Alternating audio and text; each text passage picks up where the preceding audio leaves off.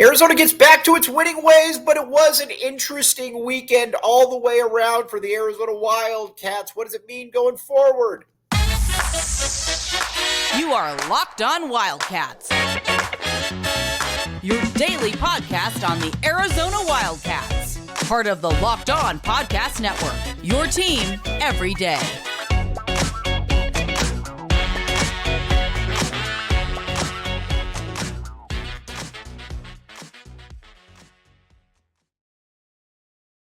Thanks for keeping it locked on Wildcats. This show is brought to you by FanDuel. Check it out, FanDuel. All right, now, it was an interesting weekend for the Arizona Wildcats, but I guess you could say that all's well that ends well, because right now, and we're going to talk about this more tomorrow, but right now Arizona is still a number one seed by all the bracketologists. Seth Davis said they are not. Seth Davis knows nothing. We will ignore Seth Davis.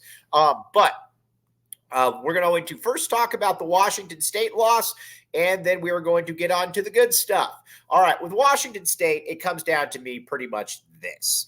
Washington State is a good basketball team. Now, granted, they went and lost to ASU. Thanks, ASU. You were useful pawns in all of this. We do appreciate the effort, though. Thank you.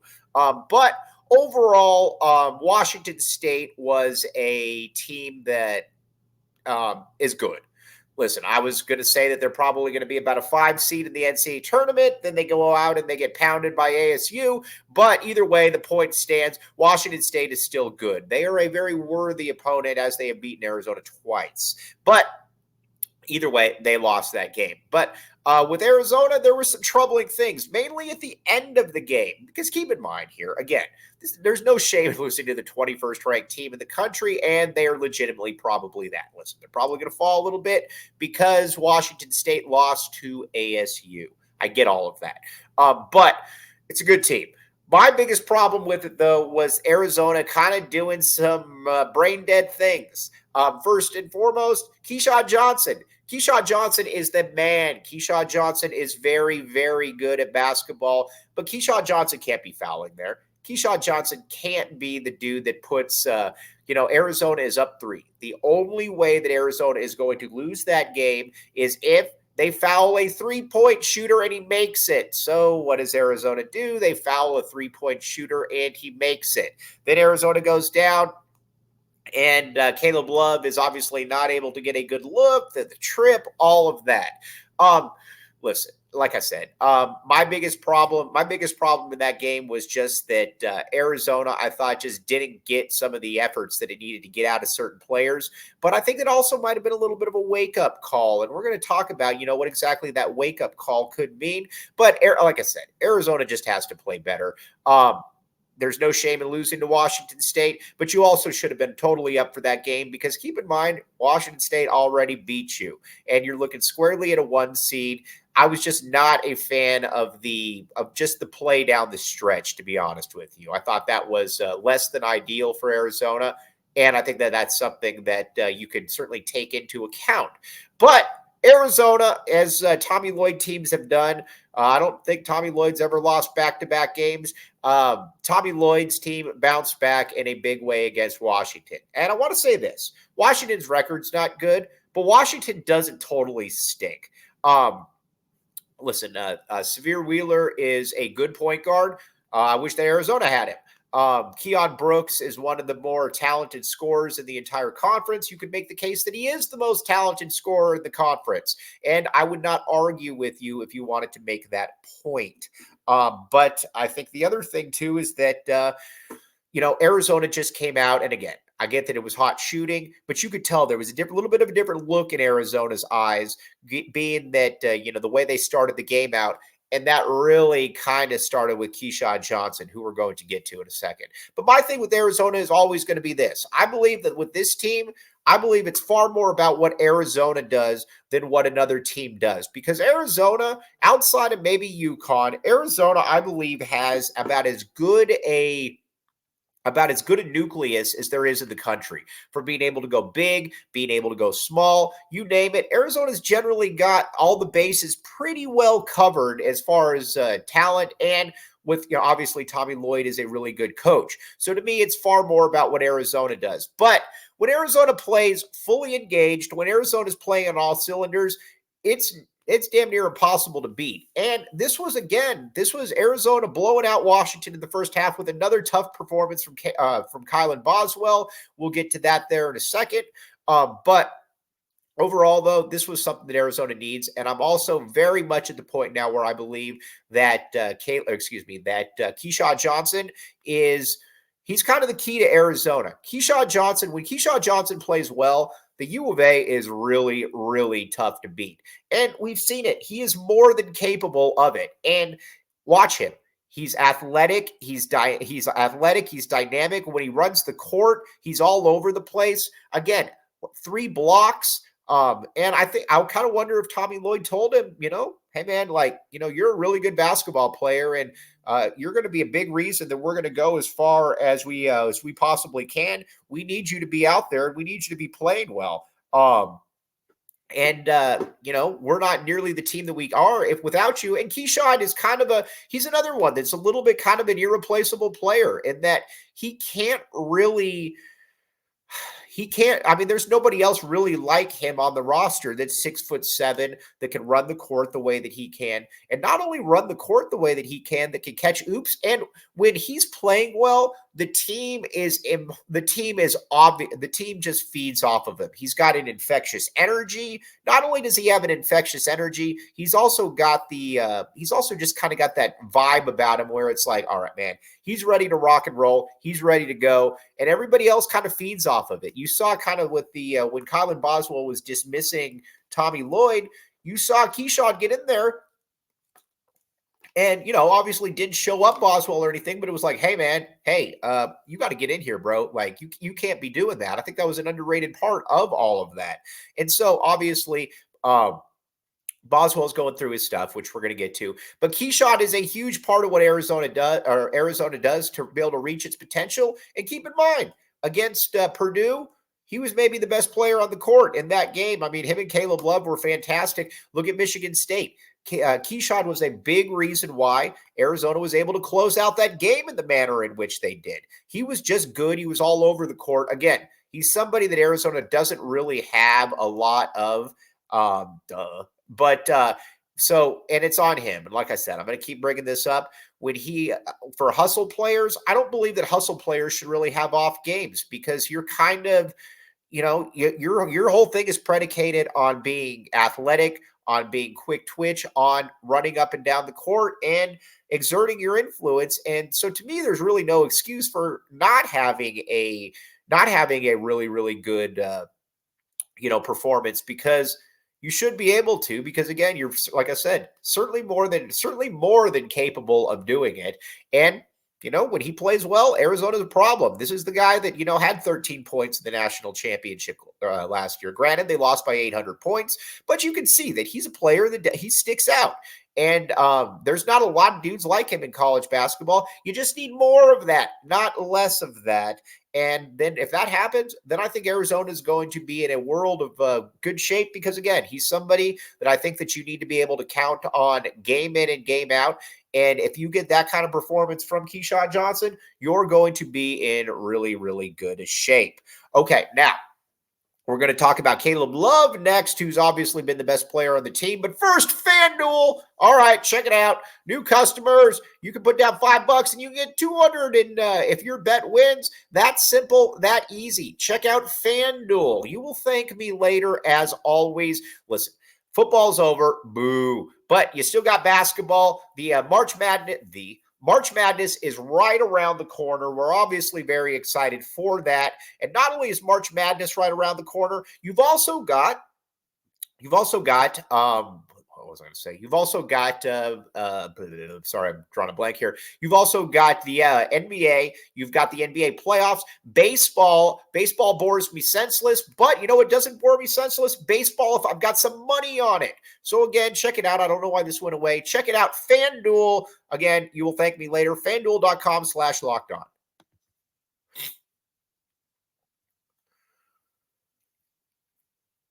Thanks for keeping it locked on Wildcats and making this your first listen of the day. I am your host, Mike Luke. All right, now We are. Let's talk a little bit more about some good stuff. Then we're going to get to some more concerning things. But first and foremost, with the this basketball team, Caleb Love.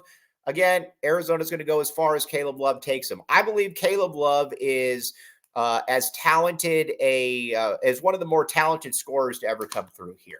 And you could say, well, there's been a lot of them. You're right. I'm not saying he's Khalid Reeves. I'm not saying he's that. But man, he can get you from three. It is interesting because he's a contested three-point shooter than he is a open three-point shooter. Some people are like that. He's certainly one of those dudes. But he's obviously very, very good in that role. And then after that, he can get you at the mid-range. He's got the pull-up. And he can get to the rim. Now, one thing about him, I'd like to see him stop doing the stupid trying to dunk everything in traffic because, again, that does not necessarily work. Listen, I'm all for the dunks. I wish big men would dunk it more. I don't understand the people that can dunk, why they wouldn't want to dunk more. But you've also got to make sure that you finish that dunk. You're going to dunk it, finish it. Because, again, there's been some difficult situations for you, or there's been some difficult situations for where Arizona could have really used those points. Think about the FAU game, for example. There's been some other ones for sure. If Caleb's going up for a dunk, Caleb's got to finish it. That's not something you want to see rear its ugly head come NCAA tournament play. So he's got to finish that. But man, he's a boss. I mean, that's the best way I can put it. When he's out there playing, there's a joy. There is there's kind of a ignorance is bliss type thing where it's like, I don't know what the criticism is. I don't care about the criticism because I'm answering to myself and I'm answering to my teammates. And he's been perfect for Arizona. Arizona did not have anybody like him last year. They didn't have anybody that wanted to make that play at the last second of a game. And I'm just going to say this, Arizona ain't losing to Princeton if Caleb Love's on the team, period. Just not losing to that, just not losing that game, period. And he was, like I said, and I think by all accounts, he's been a model teammate.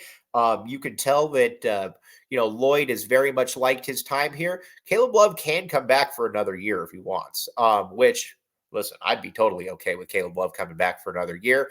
I would imagine his stock is probably going to be about as high as it ever will be.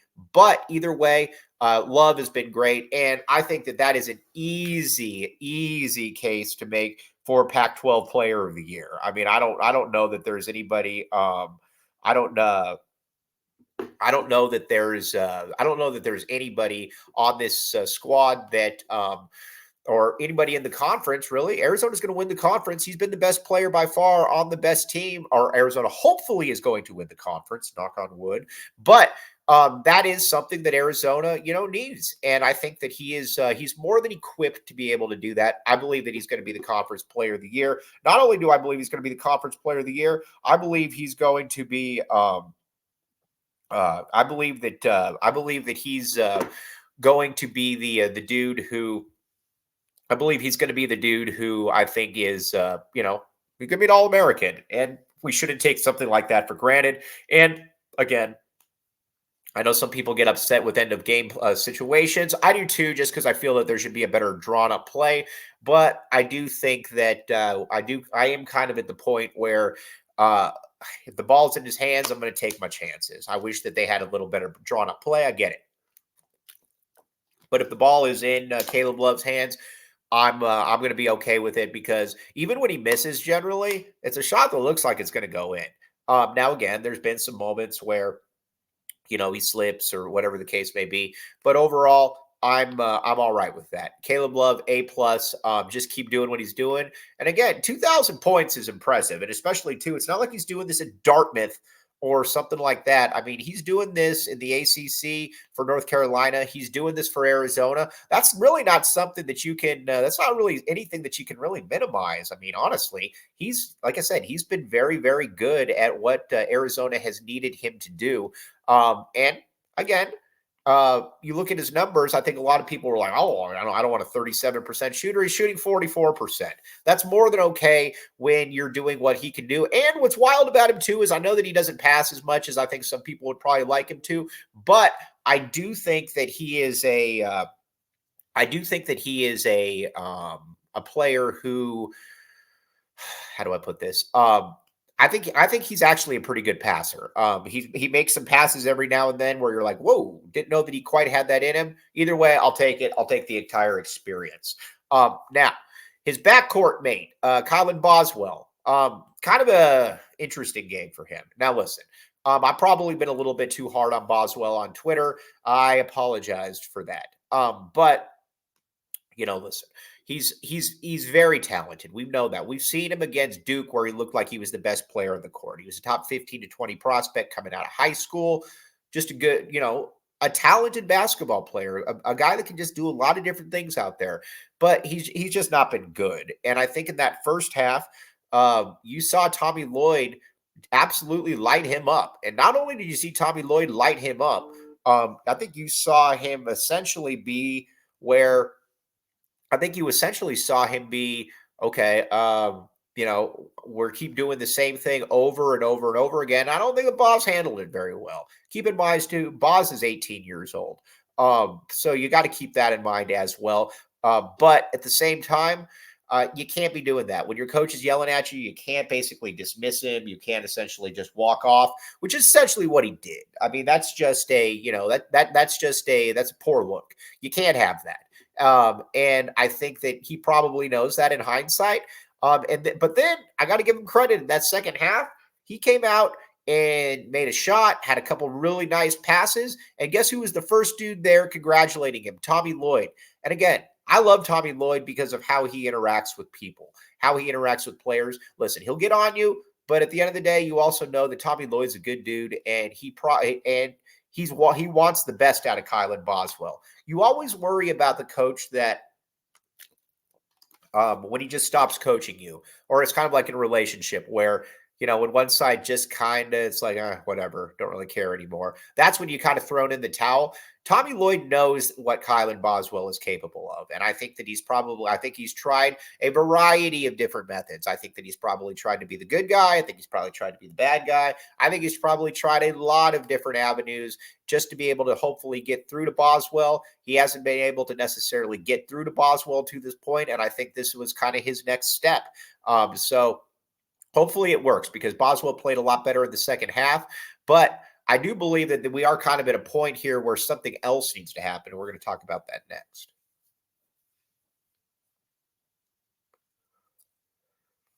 Thanks for keeping it locked on Wildcats and making this your first listen of the day. I am your host, Mike Luke. All right, now, I'm also kind of at the point now where I need, how do I put this? I think those minutes need to be kind of altered a little bit. Now, listen, I'm all for continuing to start Boz. Totally cool with it.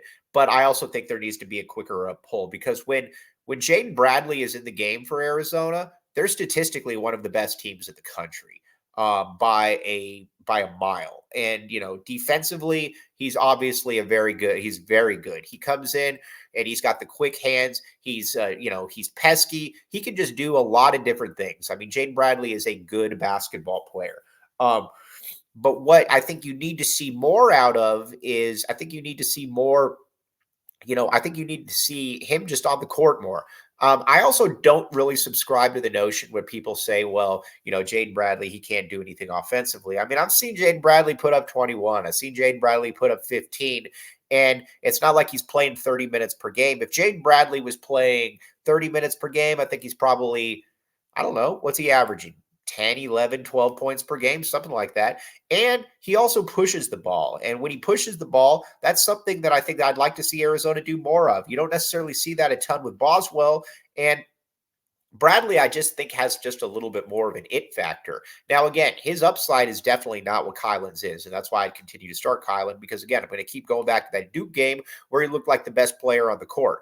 And we've seen moments from him, but this also isn't the YMCA at this point. You also need to be able to If a player's not playing well, you've got to be able to answer to that, to the player, to the people around you, and not only answer to the people around you, the teammates. If Arizona is significantly better with Jane Bradley, then I think you got to keep that in mind. So there's certainly that. I am also, but that's where I'd like to see. I'd like to see Bradley start getting some more minutes. I'm also against probably starting Bradley at this point because one of the things that this Arizona team had going for it all year was that the bench was a really, really big factor in what Arizona did.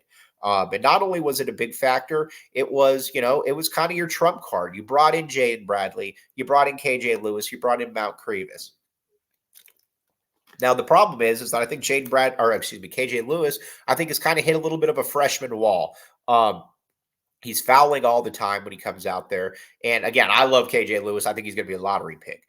So this is all, said with a grain of salt, but he's clearly struggling right now. And I think he's hit that wall, and he's not changing things up the way that he had in the past. Mount Crevis, kind of the same way. Now, again, Mount Crevis is a big man, so I think that he's going to take a little bit more time than maybe some of the other players. I get all of that, but he's also, the game sometimes just appears to be a little bit too fast for him. Plus, Oumar Ballo, leader of men.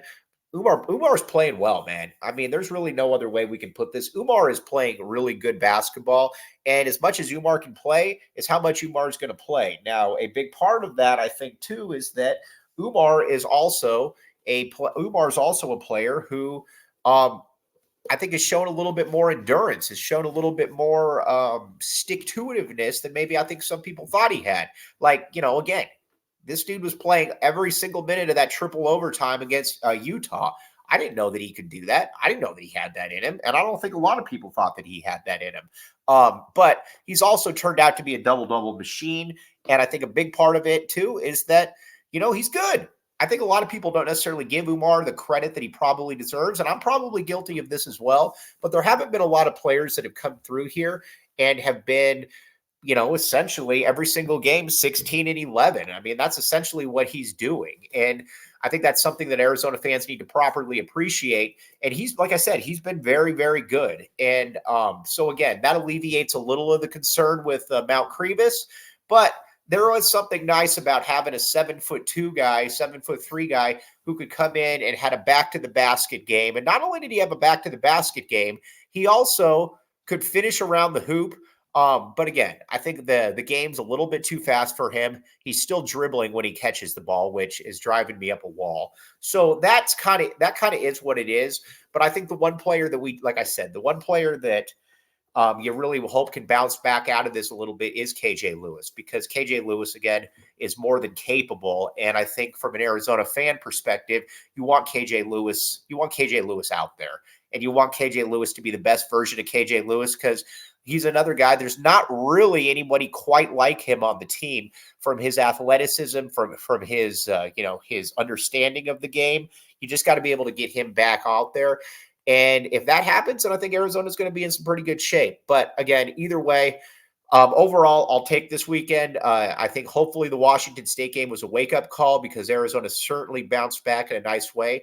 Arizona's still a number 1 seed. We're going to keep talking about that. We're going to break that down big time on tomorrow's show. But either way, listen, probably going to fall to like 6 or 7 in the country. That's okay. Arizona fans, don't panic. But on that note, very much appreciate you guys making Locked On Wildcats your first listen of the day. Again, we're going to talk a lot tomorrow about the number 1 seeds, where everybody is at in the grand scheme of things. But as always, like I said, thanks for making Locked On Wildcats your first listen of the day. I'm your host, Mike Luke. Bear down, back the A. We will be back with you tomorrow.